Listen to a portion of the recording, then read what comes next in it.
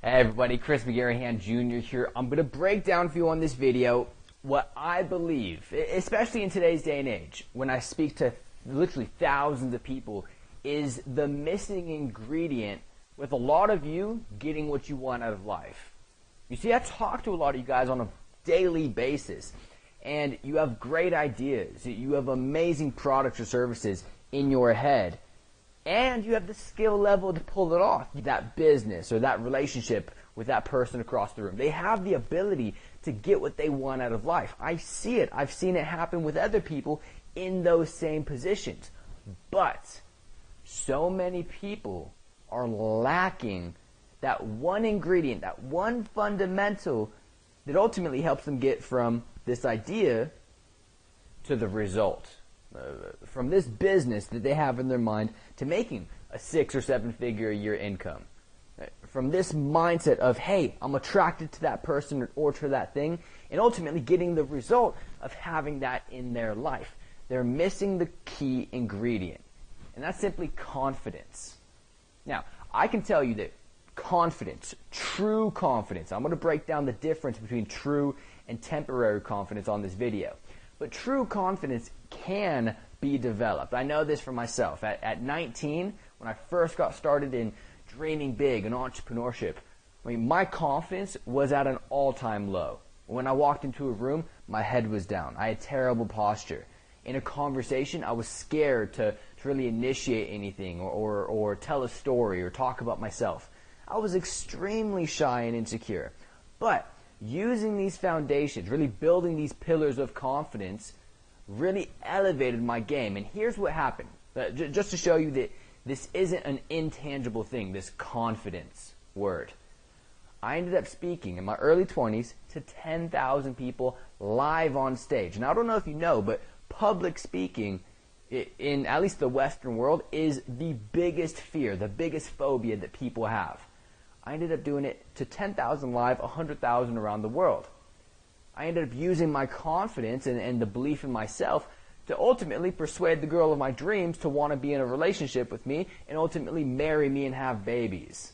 I've also used this confidence to go off to build businesses, not just in things that make a lot of money, but in things specifically that I love, whether they were crazy or not. And it always worked. Here's why. Because I had the confidence, again, the true confidence to pull it off. So, let me break down first and foremost the difference between true confidence and temporary confidence, which I personally call false confidence. False confidence normally comes from other people hyping you up and sometimes lying to you.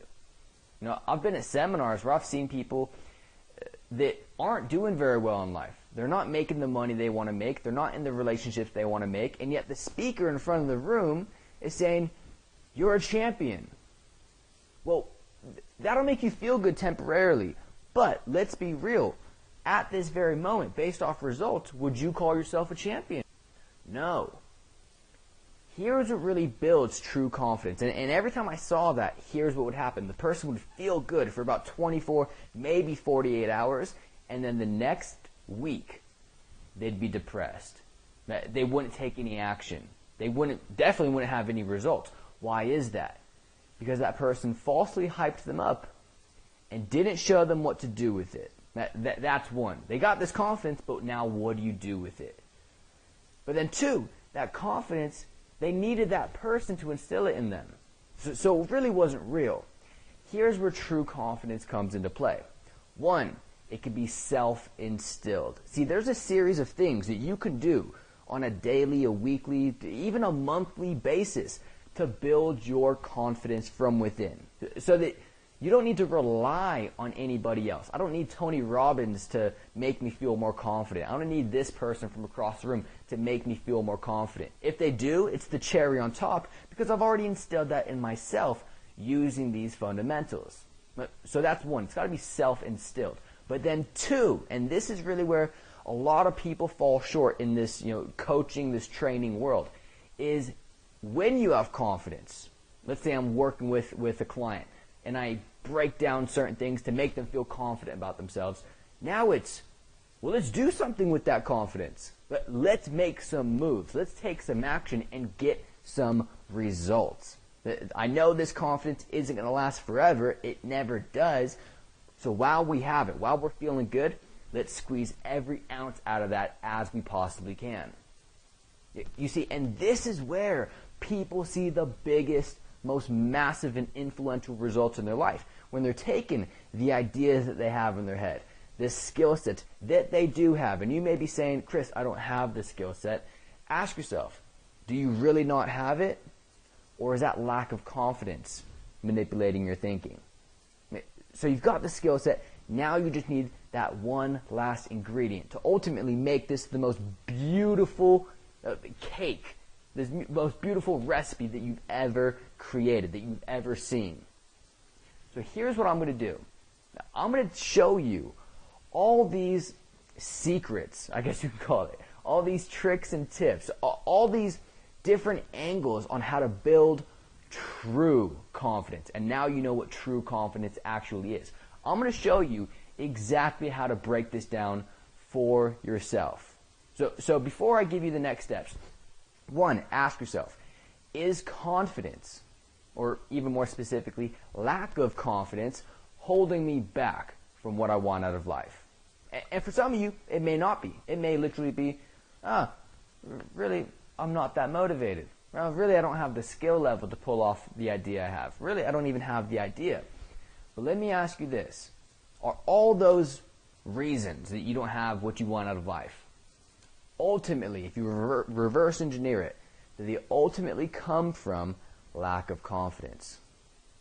I'm not confident enough that I have a good idea. I'm not confident enough that if I put in the work, I'll develop that skill set. I'm not confident enough that I can pull that off. Confidence, if you reverse engineer any excuse or any reason that you have for not being successful, confidence or lack of it is always there.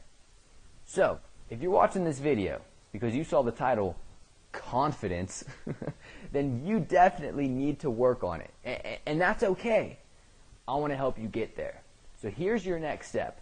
One, and this is the next step on building your confidence. I'm going to push you a little bit. One, like this video. Okay, pretty simple. Two, I want you to private message me. Now, for some of you that are really, really lacking confidence, a little bit insecure, this is going to be your first challenge, your first step.